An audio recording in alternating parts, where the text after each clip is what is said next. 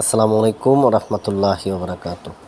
নবম ও দশম শ্রেণীর শিক্ষার্থীদের জন্য একটি সমীকরণের অঙ্ক। প্রশ্নটা হচ্ছে, একটি প্রকৃত ভগ্নাংশের লব ও হরের অন্তর 1, লব থেকে 2 বিয়োগ হরের সাথে 2 যোগ করলে যে ভগ্নাংশটি পাওয়া যায় তা 6/1 সমান। ভগ্নাংশটি নির্ণয় করো। মনে করি ভগ্নাংশের লব এক্স আর হর হচ্ছে x+1।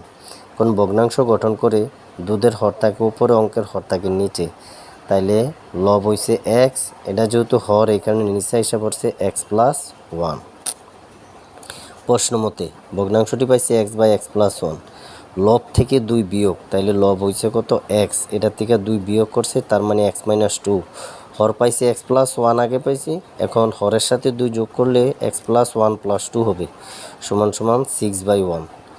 তাইলে x-2 উপরে আর নিচে 2 আর 1 যোগ করলে 3, 1/6। এখন যদি আড়াআড়ি গুণ করি, 6 দিয়ে এক্সের গুণ করলে 6x, মাইনাসের মাইনাস, 6 দুগুণে 12। আবার 1 দিয়ে গুণ করলে এক্সের এক্স, প্লাসের প্লাস, 3 দিয়ে 1 গুণ করলে 3 একে 3।